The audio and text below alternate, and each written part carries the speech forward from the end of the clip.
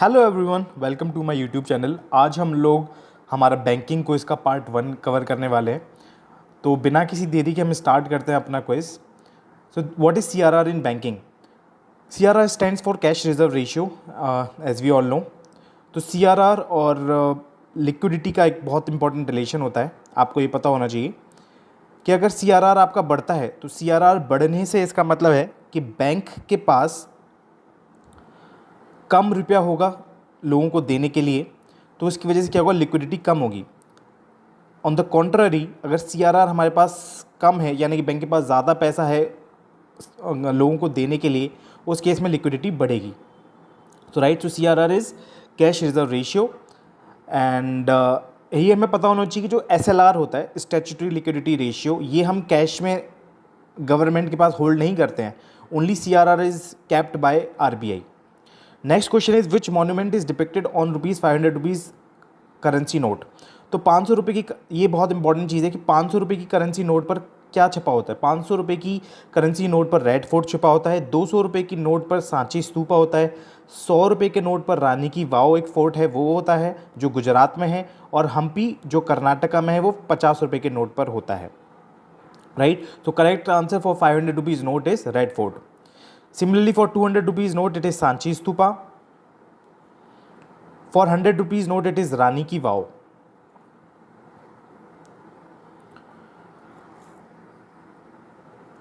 And for 50 rupees, it is Hampi, which is situated in Karnataka. Which monument is depicted on the 50 rupees currency note? It is Hampi. What are the dimensions of 500 rupees Indian currency note? तो देखिए, जो पहले हमारे पास 2000 रुपये का note होता था, उसकी डायमेंशन होती थी 66 cross 166 mm. Right, these dimensions are in mm. So 66 cross 150 it's for 500 rupees note. 500 रुपये नोट के नोट पर ये डायमेंशन होती है। इसी के बाद हम चार इसमें डिडक्ट करते जाएंगे। अगर आप -4 करोगे तो 66 ये रही रहेगा, 146 आप इसमें कर दोगे तो ये आपके पास 200 रुपये की करेंसी का डायमेंशन है। Similarly 66 cross 142 it's for 100 rupees. And similarly for, अगर इसमें आप 7 बार कर दोगे, 66 7 इसमें माइनस कर दोगे, 5 -4 में आ गया, -7 आप करोगे, 66 cross 135, this is for 50 rupees currency note. So these are important question which you should know. For 500 is 66 cross 150, it's correct. For 200 rupees it is 146, 66 cross 146. Similarly for 100 rupees it is 66 cross 142.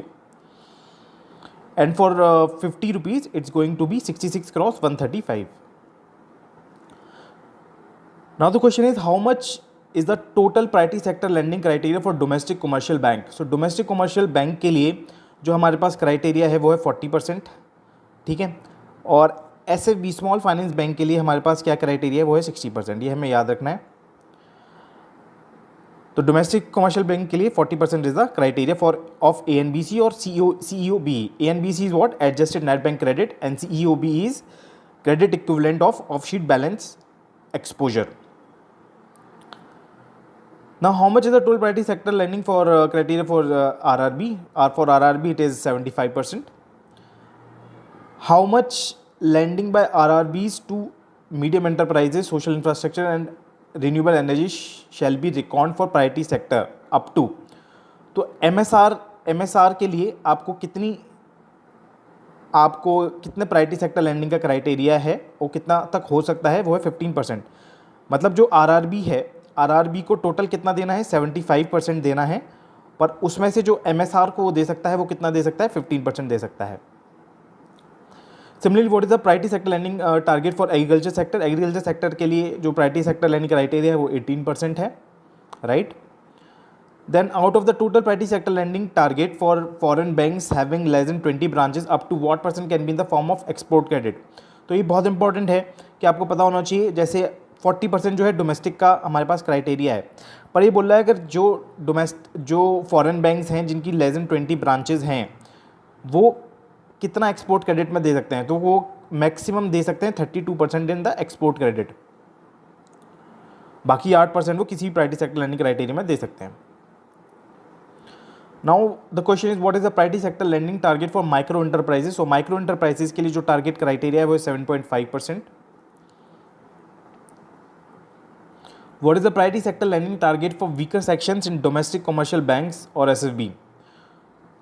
तो weaker sections के लिए domestic commercial bank का क्या criteria है? Domestic commercial bank का criteria है 12%।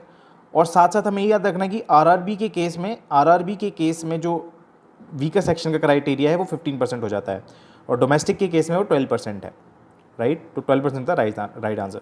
What is the priority sector lending criteria for weaker section RRB? For RRB के लिए हमें ध्यान रखना है it's 15%। How much is the total priority sector lending criteria for UCB? Urban cooperative bank के लिए जो टोटल प्रायोरिटी सेक्टर क्राइटेरिया है वो है 60%। How much is the total priority sector lending criteria of UCB? 60%।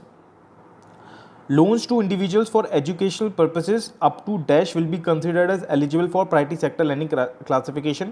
तो एजुकेशन पर्पस के लिए कितने लाख तक का जो लोन है वो प्रायोरिटी सेक्टर में काउंट होगा? वो 25 lakhs, up to 25 lakhs is going to be count for priority sector, right? So it's 25 lakhs। Next question is individual household limit to be eligible for priority sector classification renewable energy in lakhs. तो renewable energy के case में individual household criteria कितना है? वो है 10 lakh rupees. Next question, loans up to dash for dash crore to startups that are engage in activities other than agriculture और MSC are eligible for priority sector lending classification. It's 50 crore. Okay, for startups it's going to be 50 crore. Individual women beneficiaries up to dash lakh per borrower will be considered as lending to weaker sections। तो women के case में up to 2 lakhs per borrower will be considered as lending to weaker section। So it's going to be 2 lakhs। The aggregate weight of ornaments pledged for all loans to borrower shall not exceed dash for gold ornaments। Okay, gold के case में हमें याद रखना है कि gold के case में up to 1 kg तक आप दे सकते हैं। सिल्वर के केस में आपको ध्यान रखें, सिल्वर के केस में आपको मल्टीप्लाई बाय 10 कर देना है, तो it's going to be 10 kg।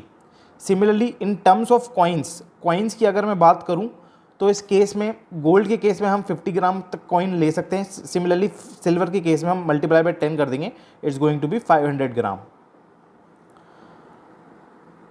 So it's going to be 1 kg for gold and it's going to be 10 kg for silver, right? It's going to be 10 kg for silver. Then in term for gold coins it's asking, for gold coins it's 50 and for silver coins it's going to be 500 grams। Next question is the aggregate weight of coins, no it's going to, it's same, right? It's 500। Next question is maximum LTV ratio for jewel loans amount up to 2.5 lakhs is। So for jewel loans it's asking we need LTV criteria।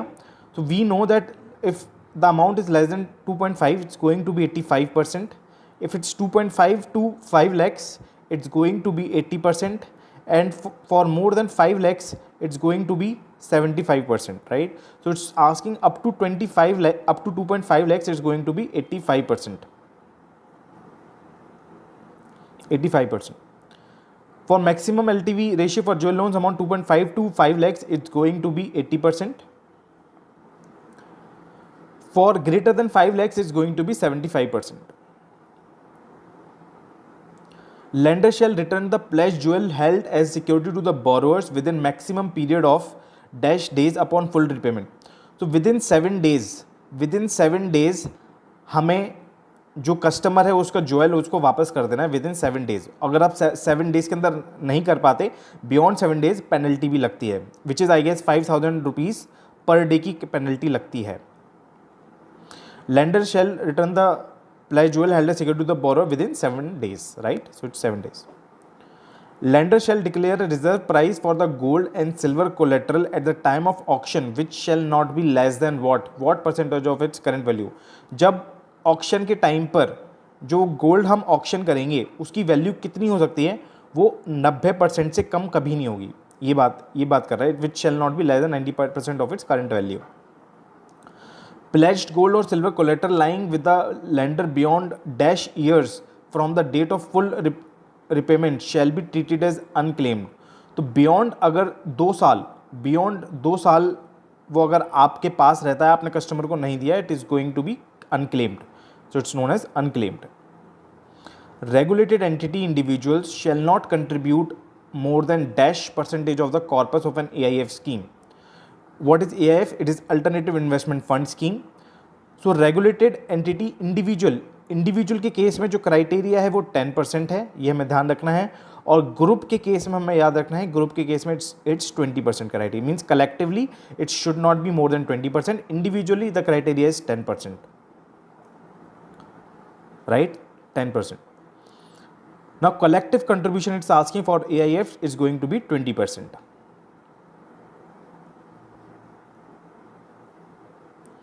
How much is the total priority sector lending criteria for SFB?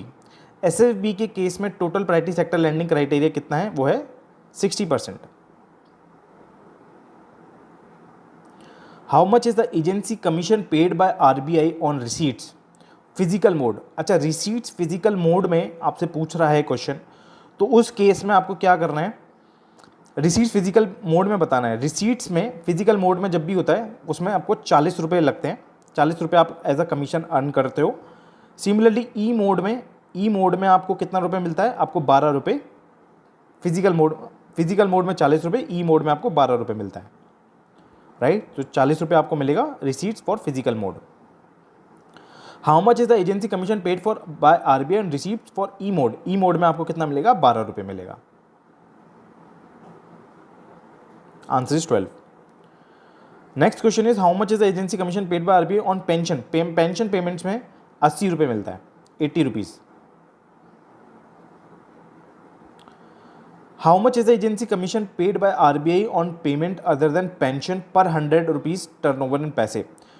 अच्छा, pension के अलावा भी आप payment करते होगे तो उस case में क्राइटेरिया है कि 7 रुपीज़ पर 100, द क्राइटेरिया इज 7 पैसा पर 100 रुपीज़ टर्नओवर, यानी कि हर 100 रुपये पे आपको कितने पैसे मिलेगा? आपको 7 पैसा मिलेगा, right.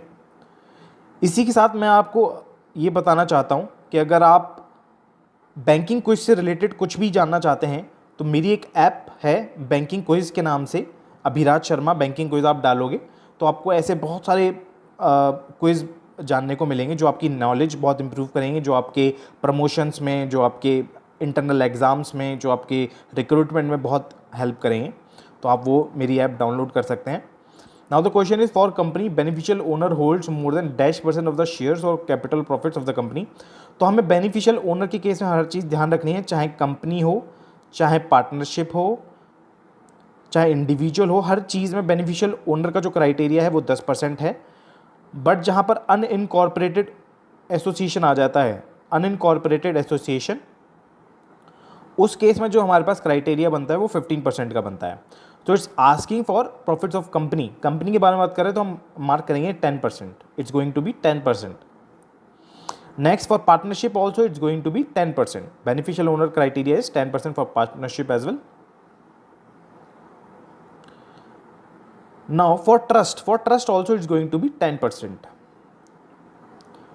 Now it's asking for unincorporated association. For unincorporated association इस केस में जो आपका क्राइटेरिया है वो है आपका 15%. BU threshold is more than 15%. How many OVDs are there? Total OVDs आपके पास 6 हैं, आपको पता होगा. पहले आपका पासपोर्ट है, फिर आपका आधार है, फिर आपका ड्राइविंग लाइसेंस, फिर आपका वोटर आईडी, फिर आपका NPR रजिस्टर एंड आपका फिर NREGA card. So total there are 6 OVDs. Next question is which among the following shall not be the key elements of the KYC policy? तो KYC पॉलिसी में हमें पता है कि it's customer acceptance policy, customer identification procedure, then उसके बाद हमारा आता है रिस्क मैनेजमेंट और फिर आता है मॉनिटरिंग. तो इसमें हमारे पास सिर्फ ये अलग है. तो दिस इज द क्वेश्चन कि which of following shall not be the key element of the KYC policy. So it's going to be this. Next question is periodic updation of KYC shall be carried out at least once in every years for high risk customers. तो हमें देखो KYC जो हमें करनी पड़ती है periodic updation, वो हमें एक बात ध्यान रखना है कि हाई रिस्क में क्या होता है, हाई रिस्क में उन्हें 2 साल में एक बार KYC करनी पड़ती है, मीडियम रिस्क में उनको 8 साल में एक बार KYC करनी पड़ती है, और वहीं लो रिस्क में उनको 10 साल में एक बार KYC करनी पड़ती है. For since it is asking for high risk customers it's going to be the answer is going to be 2. The answer is 2 years. And similarly for medium risk customers it's going to be 8, and for low risk customers it's going to be 10 years. Next question is Aadhaar number mandatory for purpose of KYC? No, Aadhaar is not mandatory, although Aadhaar is required for your DBT, right? If you want your things, direct benefit transfer like your subsidy, so that's for that reason Aadhaar is required. But for the sole purpose of KYC, Aadhaar is not mandatory. You can use other OVDs as well. Next question is maximum charge which can be charged by banks at ATMs over and above the mandated number of free transaction is. Maximum charge which can be charged by banks at ATMs over and above mandated number of free transaction, तो 23 रुपये plus GST, right? तो 23 रुपये plus GST, इससे ज़्यादा bank आपको charge नहीं कर सकती है. This is RBI guideline. So answer is 23 plus GST. तो इसी के साथ हमारा ये पहला पार्ट कंप्लीट होता है. और अगर आपको अच्छा लगा तो उसको प्लीज़ लाइक करिए, सब्सक्राइब करिए. मैं ऐसे ही सेकंड पार्ट और ऐसे करके बहुत सारे पार्ट्स लेकर आता रहूँगा डिपेंडिंग ऑन आप लोगों को कितना पसंद आया. सो टिल देन मिलते हैं अगले वीडियो में. Bye bye.